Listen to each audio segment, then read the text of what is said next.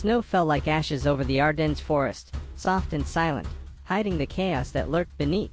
The trees stood tall and motionless, their frozen branches glistening in the moonlight, a graveyard of nature, untouched yet full of ghosts. Beneath them, the U.S. 101st Airborne crouched in shallow foxholes, shivering, hungry, and half-frozen, waiting for an enemy they could not see, but knew was coming. Private Jack Turner, 22, from Springfield, Illinois, pressed his gloved hands against his rifle. The metal bit through the wool, bitter cold that no courage could thaw. His breath came out in clouds, hanging in the air like silent prayers. Around him, the men muttered, cursed, and laughed in short, hollow bursts, the kind of laughter that fought back fear. Jack had enlisted 2 years ago, full of fire and faith. "You're fighting for freedom," his father had said as he hugged him goodbye.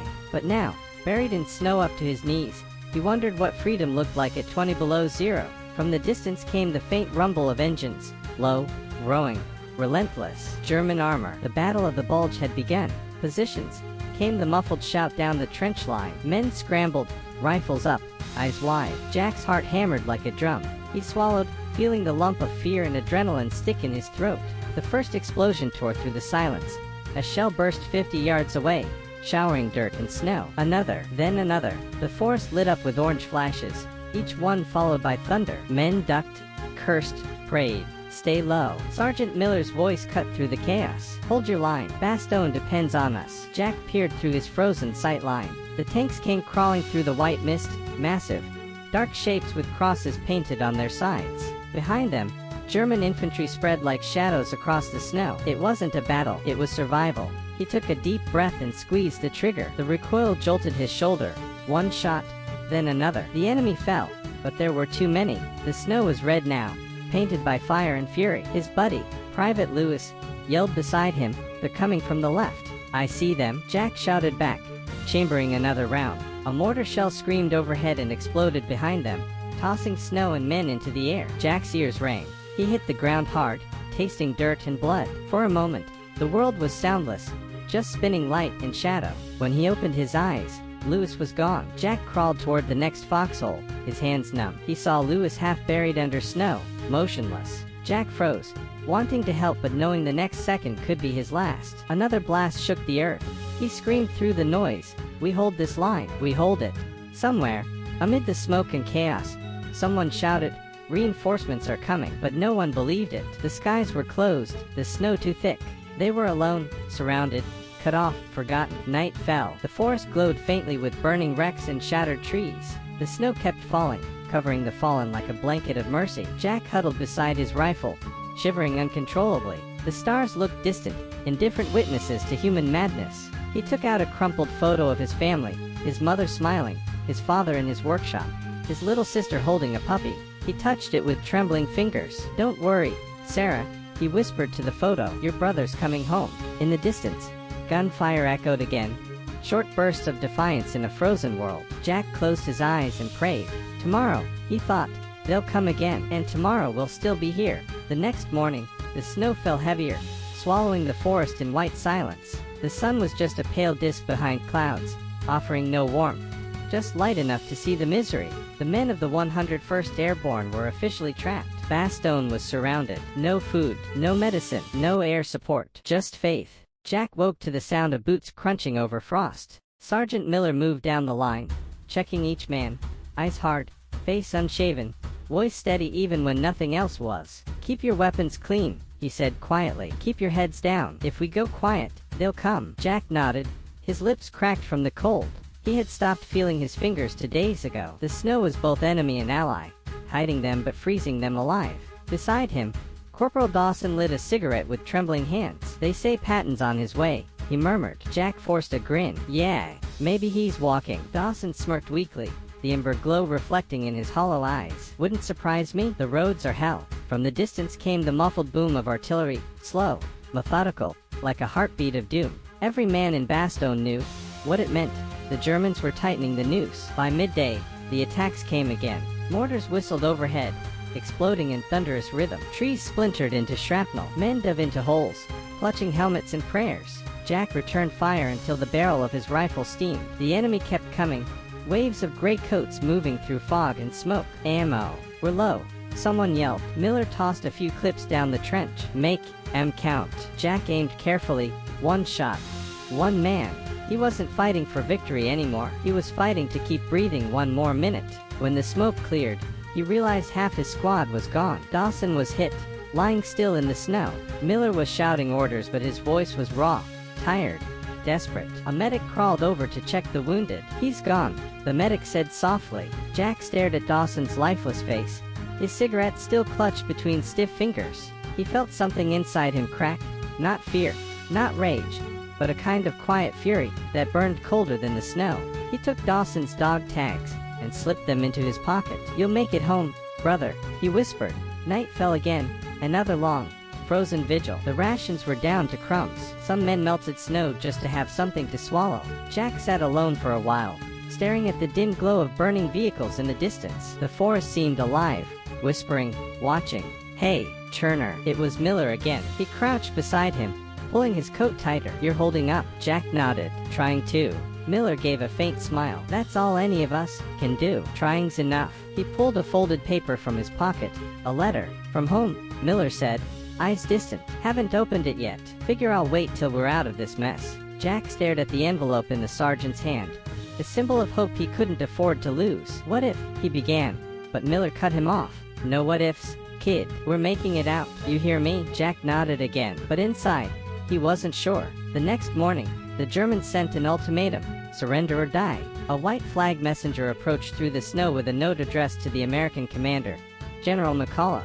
The men waited in silence as the reply came back to the German commander. Nuts. Laughter spread through the trenches, ragged, exhausted, but real. Even Jack laughed, shaking his head. That's America for you, he muttered. Later that night, the shelling returned, heavier than ever. The sky glowed orange, snow turning black with soot. Jack found himself separated from the others, crawling through the smoke, searching for survivors. A tank roared past, its treads grinding the snow into mud. Jack ducked behind a fallen log, clutching his rifle. His ears rang from the blast, his vision blurred. Somewhere nearby, someone screamed for help.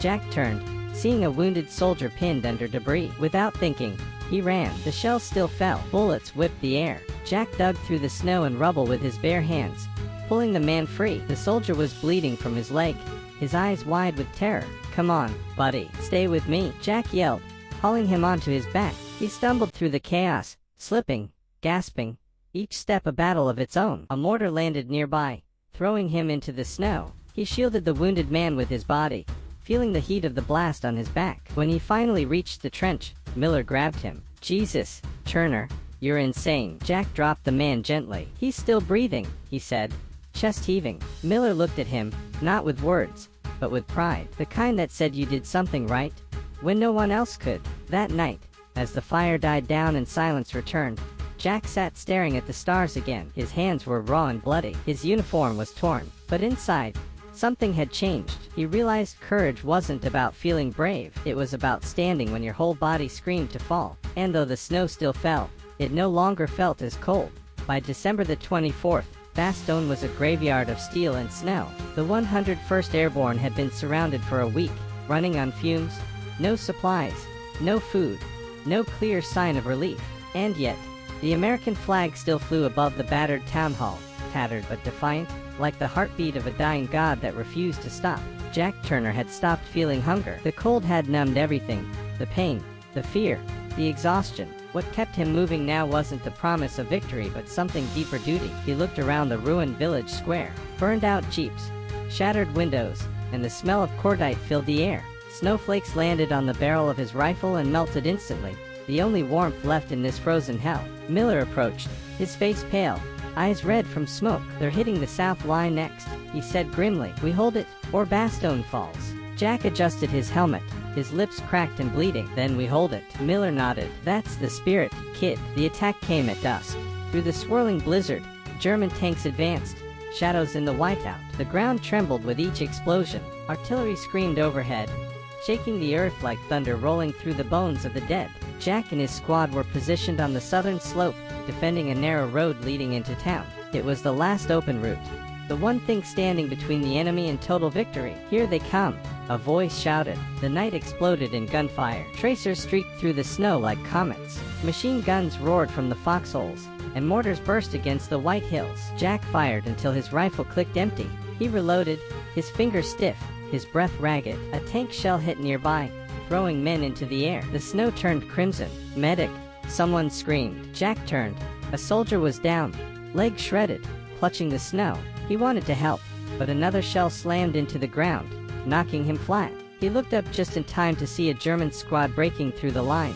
10, maybe 12 men charging downhill. Jack grabbed a grenade, pulled the pin with his teeth, and threw it into their path. The explosion tore through the silence, one flash, then another. When the smoke cleared, only 3 were left standing. He fired again, hitting 2. The last man stumbled toward him, with a bayonet raised. Jack's rifle jammed. Instinct took over. He lunged forward, grabbing the enemy's arm, twisting, shoving the man back into the snow. They struggled, hands, elbows, boots. The German swung his rifle butt, clipping Jack's jaw. Stars exploded behind his eyes. Jack's hand found his knife. He struck once, fast, desperate. The man fell still. Jack sat back, panting, shaking, blood dripping from his lip. He looked down at the lifeless body beside him, the same age as him, maybe younger. For a second, the noise faded. He could hear only the wind. Then he heard a voice, faint, distant. "Turner, Turner." He turned. Sergeant Miller was running toward him, waving. "Radio message. Patton's boys are moving. They're coming through the storm." Jack stared at him, disbelief cutting through the fatigue. "You're sure?" Miller grinned. "Yeah, he's bringing the Third Army. Merry damn Christmas." That night, for the first time in days, the men dared to hope. They built small fires, huddled close, and passed around scraps of chocolate like holy relics. Jack stared into the flames. His body ached. His hands trembled, but something new burned inside him. The same fire he'd felt back home when he first put on the uniform. Across the trench, someone started humming Silent Night. Others joined in, broken voices, tired and cracked, but filled with faith. Jack closed his eyes. He could see his family again. His mother decorating the tree, his sister laughing, his father by the fireplace, pipe in hand. The sound of the song carried through the night, drifting over the snow-covered battlefield. Even the Germans paused, listening. For one rare moment, there was peace in the middle of war. The next morning, the roar of engines came through the fog. American tanks, Patton's Third Army, rolling through the snow, their stars painted bright against the gray sky. Cheers erupted across Bastogne. Men threw helmets in the air, some crying, others too stunned to move. They had survived. Jack stood beside Miller as the first tank rumbled past. The commander inside saluted. Jack saluted back, his gloves stiff with frost and blood. Miller smiled. "Told you, kid, trying's enough." Jack laughed softly, though tears froze on his cheeks. But even as relief filled the air, Jack knew the story wasn't over. War didn't end with rescue. It ended with remembrance. As he looked out over the battlefield, the snow now covering the fallen like a white flag, he whispered to himself, "You made it home, Dawson." He reached into his pocket and placed his friend's dog tags on the frozen ground, pressing them into the snow like a promise. The wind blew gently through the trees, carrying away the last echoes of gunfire. The war didn't end that winter, not yet, but something inside Jack Turner did. The day Patton's tanks broke through the siege, the snow seemed different, not an enemy anymore, but a witness. The cold was still bitter, but it carried the promise of warmth, the whisper of survival. Jack helped load the wounded onto trucks, his hands steady for the first time in days. Miller moved beside him, barking orders with that same iron tone that had held them all together. As the convoy rolled out of Bastogne, Jack looked back one last time. The forest stood silent, scarred, but undefeated, like the men who had fought within it. A few weeks later, the 101st was stationed near Luxembourg. The war still raged, but they had earned a name that would echo through history, the heroes of Bastogne. The war didn't end that winter, not yet, but something inside Jack Turner did. The day Patton's tanks broke through the siege, the snow seemed different, not an enemy anymore, but a witness. The cold was still bitter, but it carried the promise of warmth, the whisper of survival. Jack helped load the wounded onto trucks, his hands steady for the first time in days. Miller moved beside him, barking orders with that same iron tone that had held them all together. As the convoy rolled out of Bastogne, Jack looked back one last time. The forest stood silent, scarred, but undefeated, like the men who had fought within it. A few weeks later, the 101st was stationed near Luxembourg. The war still raged, but they had earned a name that would echo through history, the heroes of Bastogne. When he arrived home,